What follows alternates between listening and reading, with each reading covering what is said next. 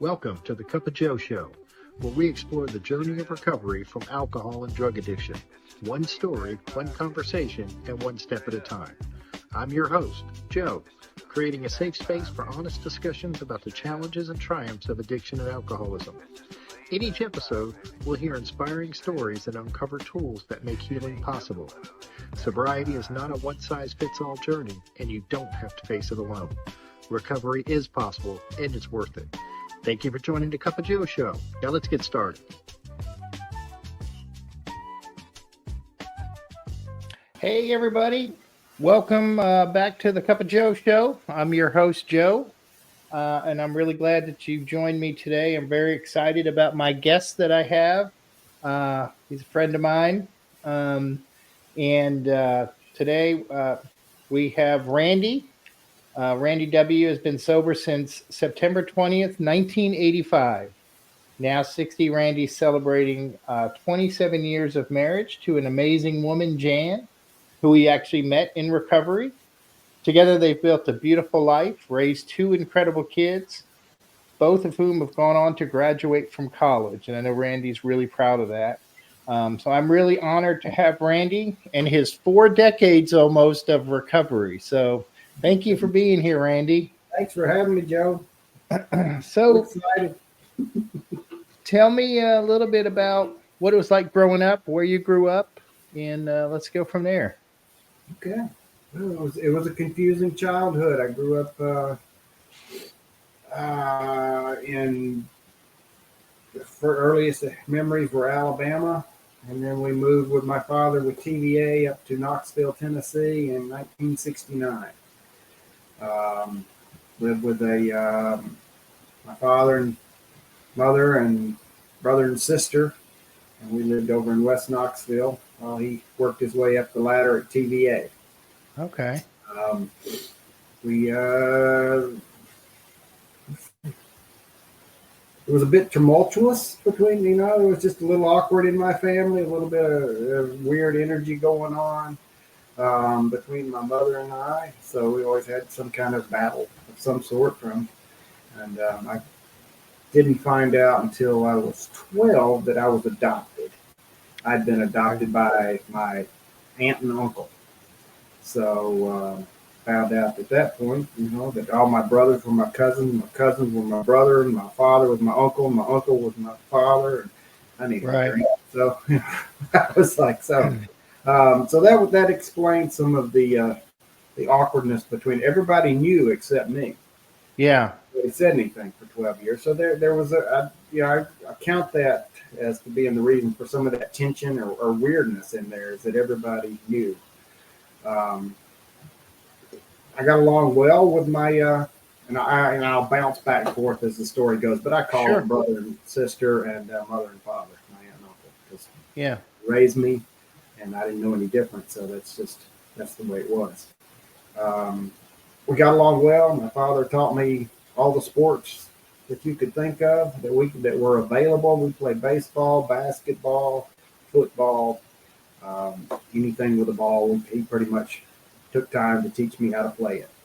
Oh, wow. Yeah. So how old were you when you took your first drink? You were young, weren't you? Probably 9 or 10 years old. Me and a friend in the neighborhood used to walk the streets and discovered that people would throw out bottles of alcohol. There was a lot more bottles back then. There were cans. Yeah. Bottles too. And we would walk along and clean out the ditches and find full bottles of beer. And at 9 or 10, it was just, I didn't even know what I was doing. I was just walking along with a friend and picking up bottles and drinking. But what we did discover is that the men would also pee in those bottles and put the lid back. Oh, shoot. Once you drank a man's pee, you just quit drinking bottles off the side of the road. But I didn't. That's one way to learn. I was still looking for that magic bottle, worrying about the ones that might get me. Who would have thunk that? Who would have thunk? So were there? I mean, I can imagine kind of when you found out, that you were adopted and all that that probably helped to settle some of that confusion for you. But how did you feel about that? Do you remember how you felt about that kind of stuff? Very confused, very betrayed because that everybody knew except me. I felt like it had Yeah, all been a lie. It was very hard at the time to reconcile that in my brain. For a little feller, that's a lot of information to get all at one time. yeah. And I can, I can only imagine. yeah, so and and I was already uncomfortable anyway. Like I say, it was an uncomfortable raising, and so I was looking for a reason to escape, and that just accelerated my search for wanting to feel different Yeah, because I certainly felt different at that time. I was like, oh, well, that's weird. And then I had to find out about my biological family and what all happened there and why I came to be with an aunt and uncle and stuff. So it was interesting. Mother had committed suicide oh, in the wow. house with all the kids. So all the other kids had to go in there and find her, and it was weird and horrible, and there was all kind of horrible things happen. My father was an alcoholic in the military, so he was having a hard time, keeping things together. And my mother was an alcoholic, so it was just it was a recipe for disaster. She had Yeah, 6 kids, one right after the other, so it was it was a lot. it was a lot. So when did your drinking when did it, like, at an early age, when did it accelerate kind of when you were in your early teens, or By the time I was 12, and right in yeah, that area, I had already found pot, and I was drinking, and I was finding some pot, and they shipped me off to a private Christian school in Mississippi, so that try to either get me in line or keep me out of the headlines in Knoxville. So, right, which is kind of what I was told. yeah, That I didn't want to derail my father's career with me going off the rails. yeah, So I went down there, and they kind of beat Christianity into me, literally, um, as they do in those schools. And I became, for a couple of years, I spent down there trying to, you become a good Christian real quick when they're beating you with a board. You'll learn to yeah, walk the walk real quick. And I did that, but I was still finding ways, even there, to experiment and do things. So after 2 years of that, I couldn't take it anymore, and ran away from there. Went and lived with an aunt who was down the road in Mississippi a ways, on my mother's side, aunt's okay, side, mother's side, and my biological grandparents were 3 miles away. I had two biological brothers that lived with my grandparents, and I was living with my aunt now, who had a slew of kids, and I had people to party with. yeah, We partied, and I started partying really, really hard right then, drinking, yeah, drinking, and drinking. Somehow in there, I had because of I'd been taught sports, I was able to, even at that age, I was able to quarterback for that Christian school. And then when I ran away and went to the new school, they picked me up as a quarterback there, and I quarterbacked for them. And and it was, other than the drinking and excessive drug use, I I did yeah, okay there. But it really took off. By the time I was 14, I was cooking stuff up on a plate and shooting it in my arm. And I look at 14-year-olds now and I go, oh my God, they're babies. yeah, And just yeah. am amazed that I got to that shape. By the time I was 14, I was full blown. It was Yeah. every day. So so you're still in high school, and were you having consequences at this time at all, Randy? Did you anything kind of happen that was like, I might have a problem? Other than, I never learned any social cues, so I wasn't good with the ladies. I didn't understand how to have a female relationship. I had some buddies down there that we hung around with. My football career kind of tanked because just my attitude was changing, and Yeah. baseball, I just kind of acted out. I had some acting out behaviors that just didn't go along well with being on a team. So I struggled with that. Um, I didn't get any legal. My legal stuff didn't start until probably 18, Yeah. and then it started a lot actually. Um, I left that school early. I did come back to Knoxville for 1 year, and then got in trouble again, and was just shipped off and told to leave again. Did that, and then by that time, then I think I picked up my first DUI at that point, probably 18. Okay. Um, my father sent me a van down or something and said, "All right, just don't drink and drive or any of that."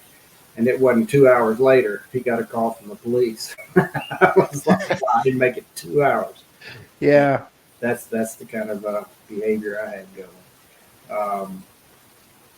And that really started a lot. And then I got into a junior college down there, and I was going to be a mechanic. I'd worked a year on the Tennessee Tom Bigby Waterway with the hardest working people I've ever seen in my life. And I was terrified up there trying to do that on scaffolding and stuff. And those people really worked hard, and I knew I wouldn't be able to hang the deal. But, Yeah. got into this junior college and spent 3 years at a 2-year junior college trying to learn how to be a mechanic. And really just went off the deep end. I went to jail 12 times, for mostly public drunkenness, little possession, kidnapping, things we do. Yeah. The Just little things. little things, just the stuff. There was we'll backtrack to a little bit of that later on. So that I got through there, and I finished another school without actually pulling a degree out of it, or finishing that. They kindly asked me to leave eventually. It didn't matter who my daddy was, and he would fly into the school and land on the baseball field in the middle of practice in a helicopter. But his influence could only go so far. Right. With me just being off the rails. So. Yeah. And then I went another year, or I went out of that, and I became homeless. I was sleeping under newspapers. I was cold. I was hungry. I weighed 130 pounds. Arms looked like pin cushions, and they told me I had poor skin color. I thought yellow was a pretty color. They did not agree. Yeah. In a some form of a blackout, I'd reached the hopping off point. I was ready to. I knew I couldn't go on any further. Yeah. And I called back to Knoxville, and I said, "I need help. I'm not going to make it. I can't survive like this." And he helped me. He had cut me off. He finally got wised up to all of his putting me in, keeping me in enough money to survive wasn't going to work anymore. So he cut me off. And then when I hurt enough, being homeless and hungry and nothing left, I hurt enough to call back and said, "You got me in a treatment center." Okay. Down in Jackson, Mississippi. And and I went to check into a 30-day treatment center, and they let me out 9 months later. They decided I needed a little more help. Yeah. I was 21 years old. I think I might have turned 21 while I was in there. And then life changed. I started seeing another side of life that I didn't know was available. Still had no social clues, didn't know how to interact with people very well. I knew how to drink with people. I didn't know anything else. So I started learning. You tell me, Joe, where you want to go with this thing, and we'll. You're doing great. I'm wondering, at 21, that's awful young, but you had obviously extensive drinking career in a very short time, and what was it? What was it like those early days? I mean, I can only imagine being that young and going, I can't drink anymore. What? I that's me. My thinking. Not for me, because you know I don't know. There's people that are homeless for a long time, and I have a meeting at a church out here now that they take in warming shelter, and I look at the homeless. And I'm like, man, how did they do it? Yeah. I didn't have the mental wherewithal to survive doing that. I couldn't understand how they persevered. But Yeah. that was a stepping off point for me for sure, because I had that influence from Knoxville. I had the upper middle class uh, family value that I would go back to and hang out with, and they taught me values, and they taught me good ways to live Yeah. that weren't homeless and under a newspaper anyway. And so I knew there was a better life, and just couldn't understand how I got myself in that situation. Yeah. Why do you think you got yourself in that situation? Did you ever, you know? There was so much depression in my life early on. There was a whole lot of you're not good enough. There was just so Yeah. much you're not good enough, and that pressure just built on me. I never was allowed really out of the house or out of the yard growing up, so I didn't get to socialize with people a whole lot. It was a very odd situation. I'm sure they were trying to protect me, but Yeah. it was odd. They said if they want, I would say, can I go to so and so's house and play? If they wanted to play with you, they would come here. And I was like, well, what if their parents tell them the same thing? Nobody's ever going to see anybody. So it was odd. My mother was having a hard time, and I don't blame her anymore for that. She's doing the best she could, but it was a very odd situation, Sure. very hard on me. And I think that played a lot into it. A lot of insecurity was built out of that formed my life. And Yeah. it was just the way the cards stacked up from the very beginning. There was I have a little bit of learning disabilities, and I believe that my mother drinking bleach when I was in the womb trying to abort me may have had something to do, but that's a little poor prenatal care. Those things are there, Yeah. and I've Yeah. I, I I learned to I adapted, I overcame, and I learned to work around all that, and all that's good. But I think in the beginning those were some hard obstacles to overcome, so, for sure. Yeah. I can imagine. I remember my mom telling me, it was, uh, I couldn't be trusted. I would get hurt. You can't do that. You're going to get hurt. I was a kid that was in the hospital once a year for most of my childhood, getting hurt. I can understand where it was coming from, but it really made me very insecure to try things and to do things and to, I wasn't allowed to cross the street. You know, you could. I mean, there was. I was not. I could not be trusted to cross the street. I would get hit by a car. So when you said that, I was like, oh man, I remember. I know that what that's like. Know what that's like.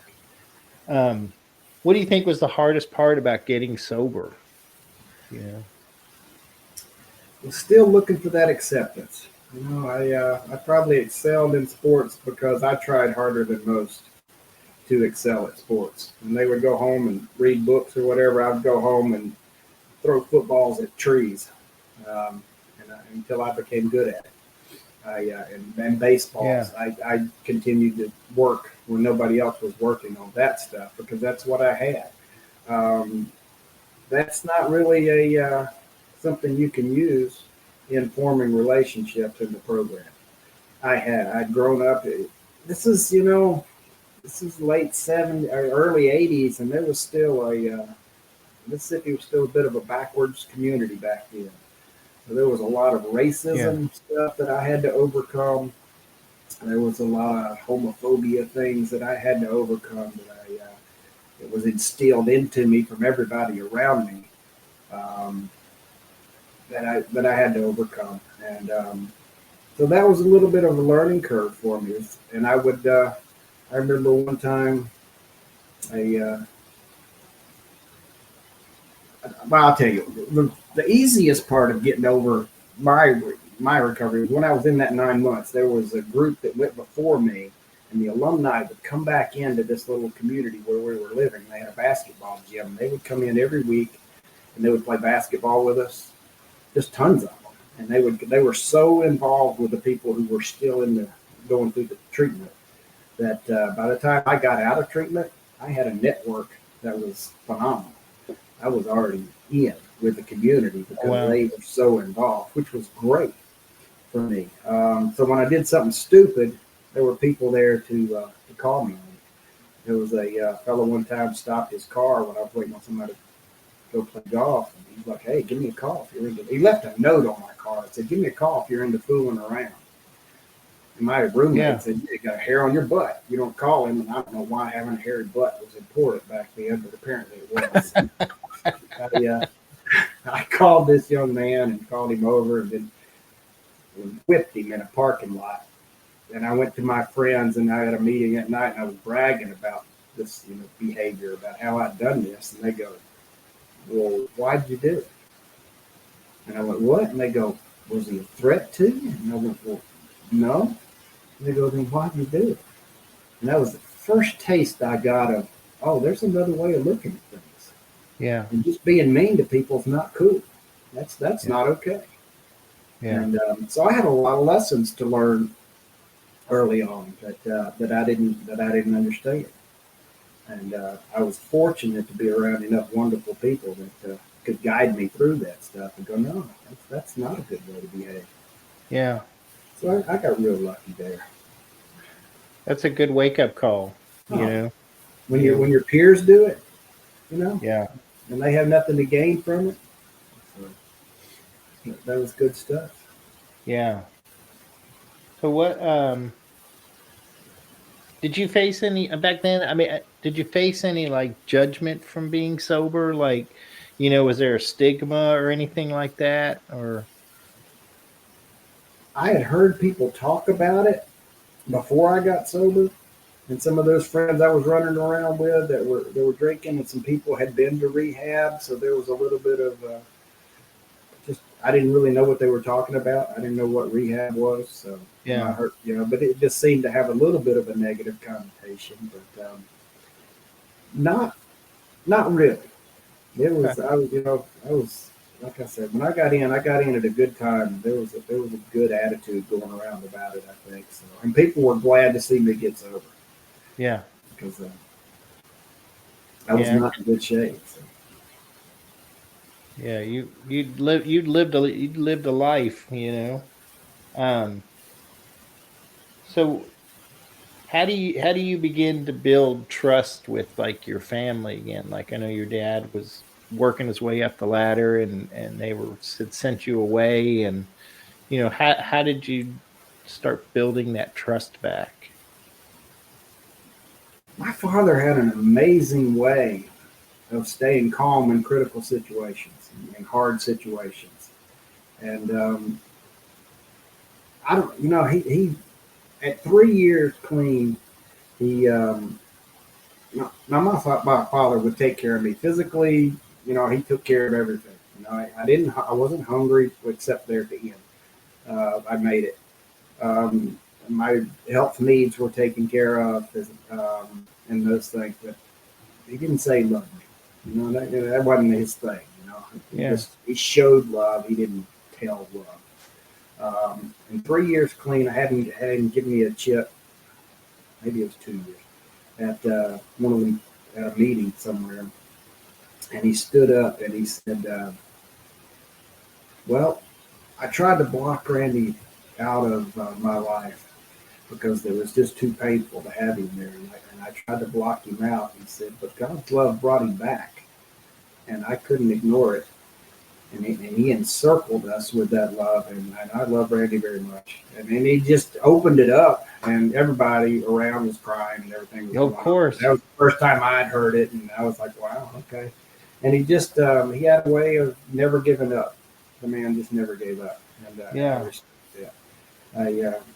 It took a little bit more with my mother. She didn't really get it. I remember telling her 15 years clean. I said, "Hey, I've been clean for 15 years." She goes, "I've been clean for 65." I went, "Oh." I was Your mom sounds so much like my mother. I cannot tell you, Randy. it just didn't register to her. That wasn't something she understood. So, but Yeah. they did appreciate, you know, it was a living amends. I did after a few years down in Jackson. I came back up and lived in Knoxville around 1987. And I lived with my parents for a year or so, and they got to see it. They got to see me work in the program. They got to see a different life, and there was still a lot of anger in me. Unfortunately, they had to Yeah. witness still a lot of underlying stuff that needed to be dealt with. Um, but for the most part, I was trustworthy, which was something I wasn't before. And they weren't afraid of me doing something stupid to offend the family anymore or anything else.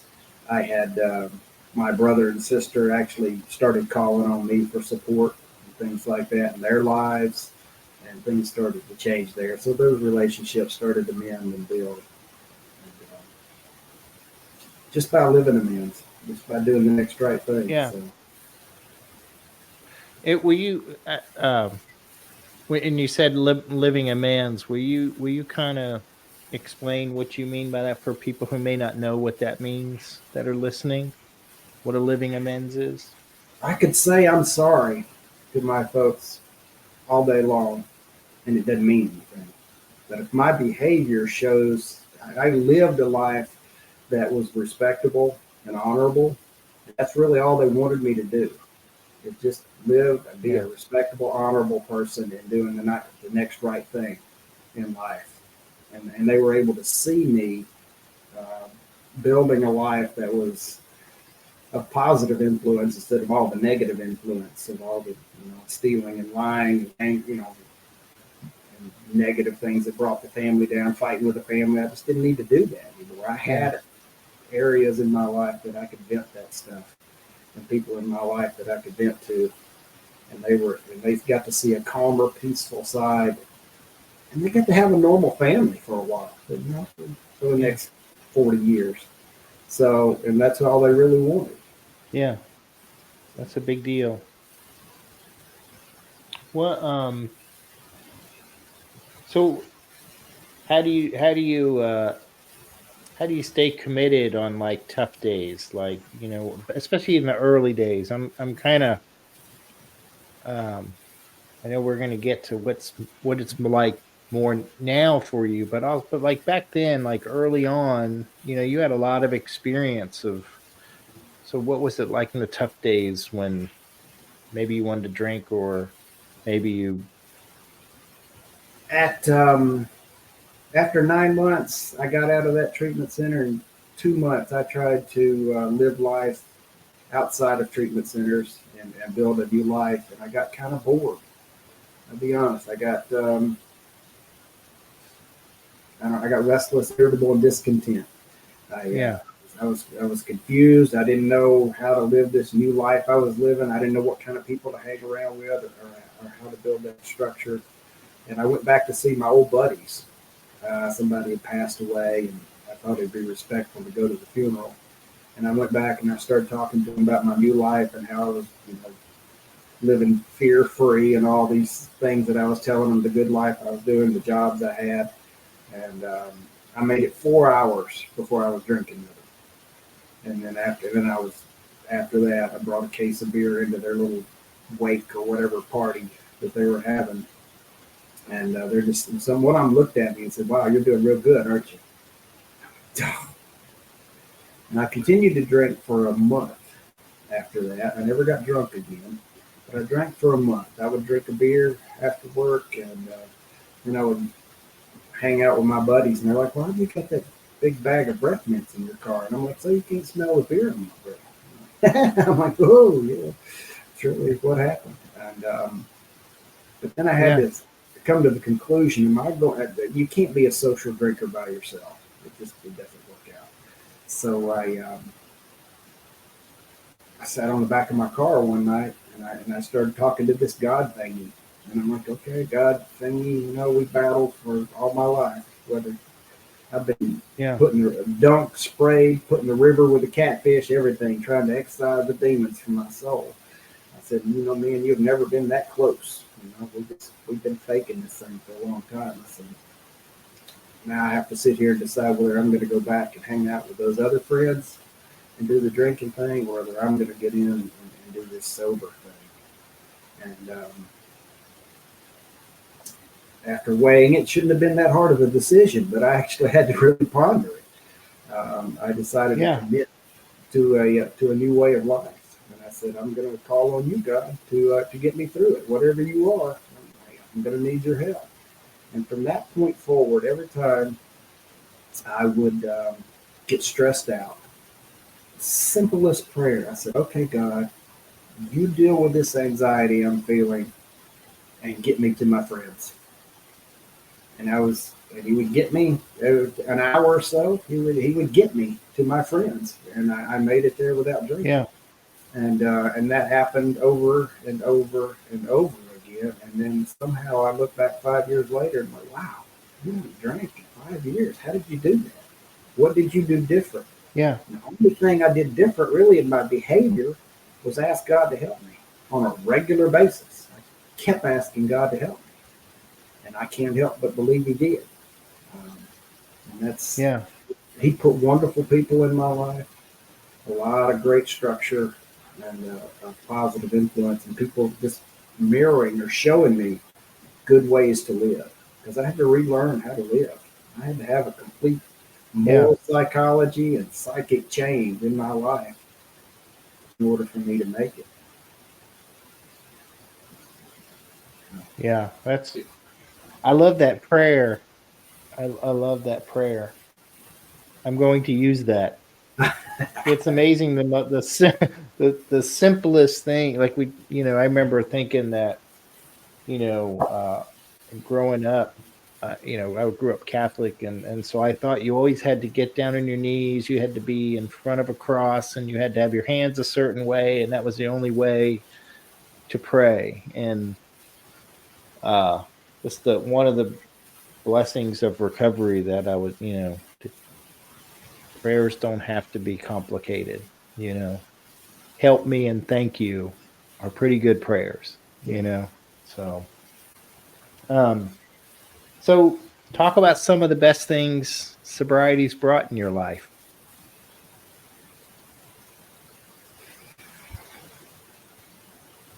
I learned how to love people, which was different because I believe now, after learning a little bit more about separation anxiety and thing. I may have had a little bit of that growing up. When you're separated at 12 and separated at 3 months and separated, I may have had some of that stuff going on in my head. So it was a little hard for me to really connect with people. There was a lot of trust issues. And I learned how to trust people. But one of the things that I learned right before I went to that community college, that year that I was working on the Tennessee-Tom Digby Waterway, there were people called Dexter and oh my gosh, and his wife Jan O'Rear. And I'd left. I was living in a trailer on their property, just across the yard, really. And I'd left and was in kind of limbo what I was going to do with my life, and hanging out with one of my buddies, and we had been drinking and doing other substances, dry goods, all night, and we're just at the end of our rope and had nowhere else to go. And I went back to that trailer, and nobody was living there at the time. And I broke in and was sleeping there on the floor. And woke up in the morning, came to, whatever. And I looked up, and Miss O'Rear was coming across the yard. And I went, oh boy, here we go. I had every expectation that she would call the police or whatever, because I'd broken into her home. But she had 2 plates of food. She just knocked on the door, and she said, here, I thought you may be hungry, and gave me the food and left. I didn't, at the time, I didn't even understand what a huge gesture that was. It wasn't until later on in recovery that I was able to look back and go, wow, that's true love. That's she was living a Christian program, and that's part of her faith, and she lived it. She didn't Yeah. just say it; she absolutely lived it. And I guess 30 years clean or something, it got put on my heart to go back and see them. I'd never talked to her again after that. 30 years later, it was put on my heart to drive to Mississippi. I'm driving, I'm like 30 minutes away, and I'm like, God, I can't do this. I said, they probably don't know me. They won't even remember me. I'm terrified. I don't need to go do this. And he just kept saying, just keep going. I said, I don't remember where they live. He said, just keep going. And I don't think I was actually hearing it, but in my mind, I was hearing it. Unfortunately, I wasn't hearing it audible. I might have stopped. But anyway, I kept hearing it. And I showed up at this house, knocked on the door. And I don't know if they still live there or not. And I said, I'm looking for Dexter O'Rear. Is he still here? She goes, no, but I'm Jan O'Rear. I said, well, you're the other reason I came. I said, I'll get emotional. I always do. But I said, my name's Randy Willis, and I came to apologize to you and tell you how much you meant to me. And she looked at me, and she teared up, and she goes, can I have a hug? First thing she said, can I have a hug? Because I thought you were dead. And we were able to mend. We were able to talk about that situation and how that affected me in my life and how I treat people today based on how they treated me in one of my lowest points of my life and the effect that had. And it was fantastic. And the amends was made, and Dexter finally got home, and we got to talk, and all that. All that was great. So that story is my most powerful amends story, and it was probably my most powerful "this is how you love people" story too. And that means the world to me, and I only hope that I can reflect some of that in the way that I treat people today, because that's what it means to me. Yeah. You got me. That, that's just wow. So thank you for sharing that, Randy. What how do you define success now in recovery?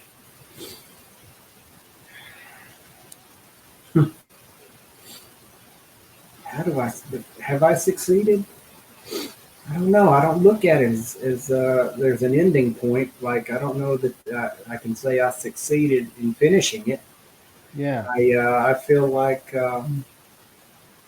every day that I'm able to get up and talk to somebody else and have a positive influence in somebody else's life, that then I'm succeeding. If somebody else gets something out of my story and out of my and the way that I've been able to work through problems in life, if they get something out of that, then I'm a success. I was in, and I was in that treatment center. I was sitting there and I was asking God, I said, it'd be a lot easier if I could just see you one time, and get that part out of the way. And so I don't have to, live on this maybe it's real, maybe it's not kind of thinking like that. Yeah. And I said, will you show yourself to me? I said, what's the point of us being here? I said, we just live for a few years and we die. I said, I don't really understand what the point is. Will you tell me the point? And just like now, there was dead silence. There was crickets. And he wouldn't tell me the point. And I went, okay. But at that moment, something happened in my mind or soul or whatever. And it said, okay, well, if there is no point and you're not going to get the answer to that, then what are you going to do with your life? How are you going to adapt to that? What's life going to mean to you? Yeah. And I decided that I would make a life of serving others. Everything I did in my life would be mainly to serve other people. And if I could and that's what I've kind of committed my life to since that day. It's the only reason I have for being here is to make it easier for the next person. So if I can make your life better by talking to you or hanging out or, building you a deck, then then I've succeeded. I've succeeded in life, in my what I find as a purpose,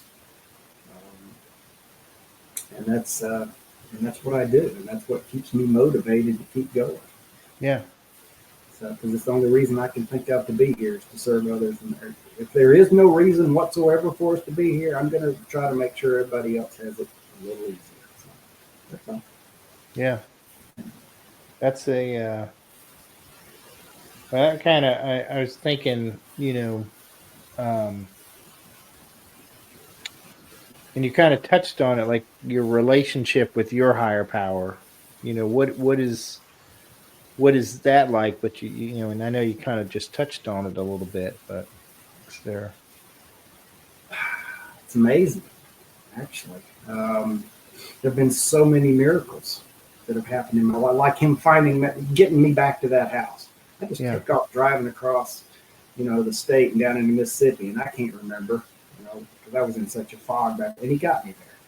Yeah. I've had situations in my life where I've cussed God. I've been so mad because things weren't going well, and I'm just like yelling at him, going, "How could you let this happen?" Blah blah blah.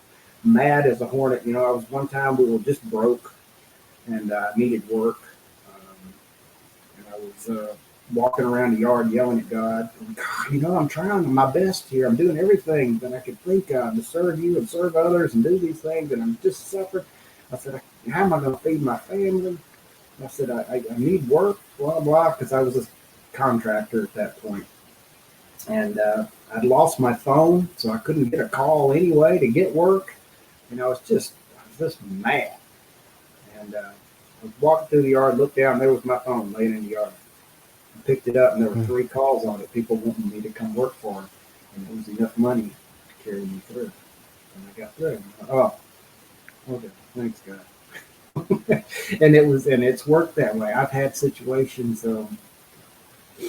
out leaving that treatment center when I was going to see those friends in Mississippi and leave my sober friends, and I was asking God. I said, God, do you want me to go? Should I go? I said, if you don't want me to go, show me a sign. And bees flew in the car. Not like 5 bees, but like hundreds of bees flew in the car. And this is on the Natchez Trace in Mississippi, so it's a natural area anyway, but it freaked me out. So I got out of the car, shoot all the bees out, never got stung. And all the bees left. Okay, well, that was weird. So I got back to the car and I started driving, and I was like, okay, God, well, if that was the sign, give me a sign that was the sign, because I'm kind of stupid, And I said, if that was the sign, give me another sign. If that was the sign, and an owl hit my windshield, middle of the day. Owls don't generally fly in the middle of the day. Wow. In the windshield in the middle of the day, tip to tip, crossing. Looked up in the mirror, no feathers, no nothing. Yeah. And I went, wow.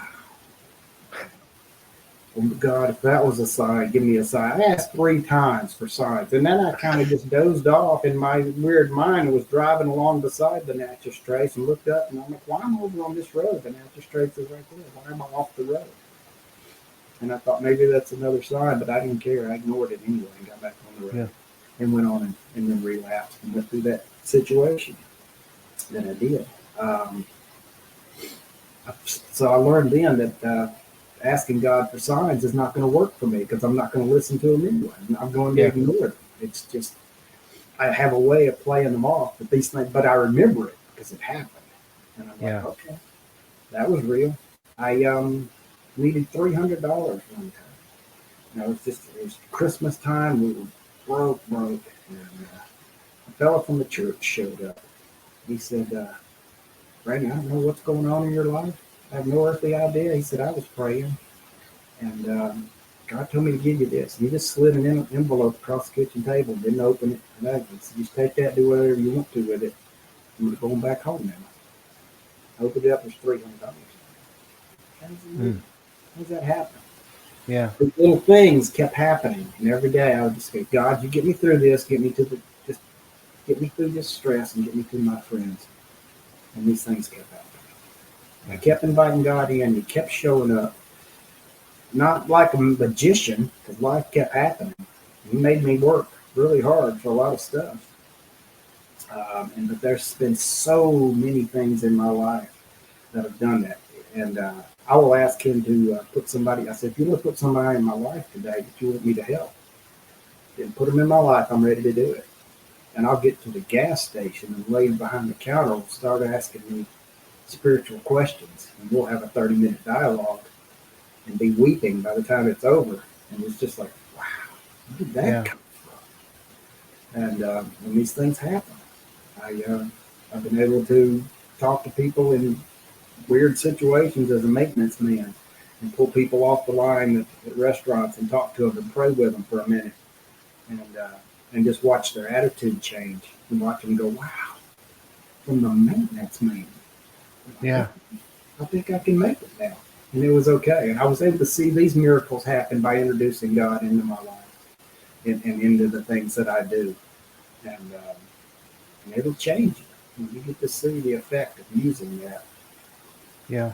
You realize it's not you. It wasn't me. I was just going with whatever God put in my mouth at the time. And it's pretty amazing stuff. Yeah. I call it the is it God or is it odd or is it God moments. Yeah, absolutely. And I experienced one of those moments with you when we were at a retreat and a friend of ours misplaced his keys on a golf course. What was the prayer you said, Randy? That was I believe it's the St. Anthony prayer. If I get it right, it's St. Anthony. I remember that. Everybody had looked, everybody had scoured the grounds, and then everybody left. Yep. And we were stuck. Yeah. And it was going to be hours, and he needed to be there with supplies, and he was in charge of getting everything going. Yep. And everybody had looked. We had no earthly idea on a golf course where these things. That's a lot of land to cover. 18-hole golf course for the record. That's a lot of land to cover. And I thought to myself, I said, I haven't asked God to help yet. My daughter taught me this actually one time we were looking for cattle. But I got lots of stories. Yeah. And I said, St. Anthony, please come around. Something is lost and cannot be found. I took one more step, looked down in the grass, and there were the keys. And there it was. I was walking across the field. And I went, wow. Yeah. It's like, just amazing. Yeah. So those things, I like them. So every now and then you get the good ones like that. It just make your hairs on your arms stand up. So yeah. That's I am a witness, folks. Randy is a truth teller.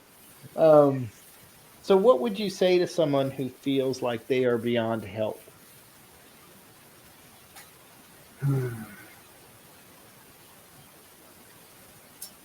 Surround yourself with people who've been there.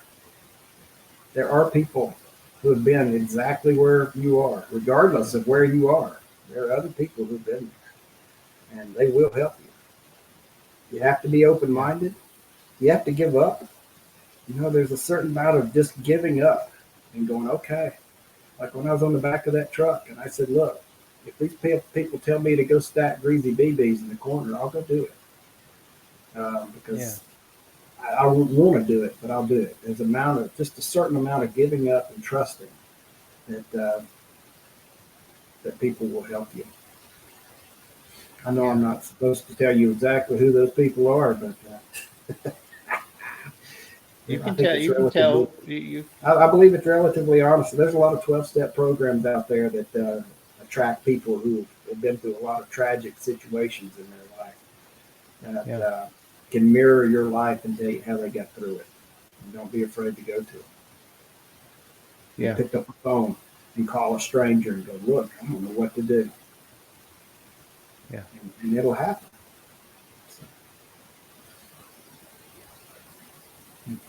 That's the hardest part, is asking for help. We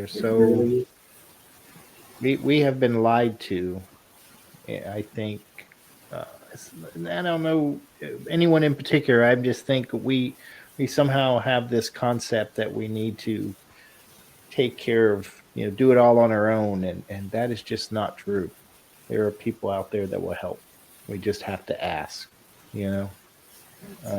or the other thing you said, and that's something that I really love the way you said it. Invite God in, open that invitation and you'd be amazed at what can happen, which is another scary area when you can't see it, you can't taste it, can't smell God. You have to live on a certain amount of faith there, and that's hard to do. But you don't want to see God, because if God's riding in the car with me, if God's always with me, and we're riding down the road, and somebody cuts me off, and I flip them off, I don't want to be over in the seat next to me and look at God going, I couldn't handle that pressure. And so I've learned that I'm better off living on faith, because I can handle Him always being there watching me. So, to me, that's the reason. Yeah. If you could leave anyone listening with one final message of hope, what would it be? Don't start at the banquet table. There's a lot of resources available. There's so much available to people out there, and they just take nibbles of it. People will go to church. I would go to church for a long time, but I wouldn't get involved in church. I wouldn't do a small group. I wouldn't get involved in helping other people in the church with their problems. And it wasn't until I got involved with those things that life started to change. If you get involved with a 12-step program, then get involved with it. Get in the service side of it and serving others, because sorry, I did step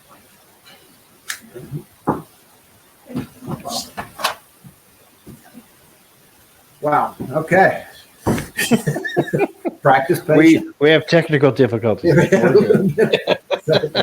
Sorry. But that's huge. And I'm in a situation now where we're opening up a lot of channels for service and things like that for people. And I want people to know that that's available, that there is help out there in the 12-step program. And it's more than just showing up and letting them do things for you. You quickly have to learn how to do things for others for it to work. Which seems odd in the beginning, and I work with a lot of people, and that's not a place that they're not ready yet. Because you have to work through building up your own strength before you can get there. You can't give away what you don't have. But the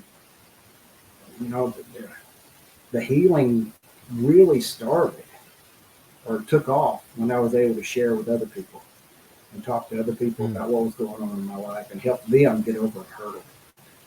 And that's, it doesn't matter where that is in life. That's on the golf course. That's, in a 12-step program. That's in a church house. That's in my family. I share my experience, strength, and help with other people, and then watch them grow. And that gives me hope. Yeah, that's beautifully put. Is there anything we didn't cover that you'd like to share? Or Oh, there's probably tons. We can talk for hours about me. I've experienced so much, and I probably should put it in a more concise flow to do things. But I've been blessed. I'm very fortunate. The program gave me that. I finally was able to learn how to interact with the opposite sex. I was able to figure out how to be a father, how to be a husband, how to be committed to something, how to finish something. I didn't finish high school. I didn't finish college. I finally figured out how to finish something. I think a treatment center was the first thing that I finished. And then I learned, with the help of other people in my life, positive influences, that how to finish things. And that was huge. So I'm grateful for that. That's awesome. Thank you so much, Randy. I can't let you go without doing my rapid fire questions. And I don't have a theme song for it yet. So it's just, there you go. There's for the rapid fire questions. Are you ready, sir? Yes, sir. Good. What is your favorite recovery slogan? I'm sorry, we buffered just a little bit. What's my favorite what? Recovery slogan. I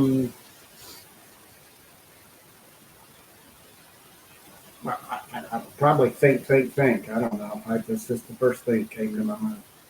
Probably not. What is your least favorite recovery slogan? Meeting makers make it. What do you think is your sobriety superpower? That's a fun one, isn't it? Honesty. If you could say one thing to your former self, what would it be? You're good enough. What song do you play to lift your spirits when you need a boost? In my head. Probably something from Kansas, like Carry On My Wayward Son. Nice. If you could grant yourself one wish to help with your recovery, what would it be? Wow.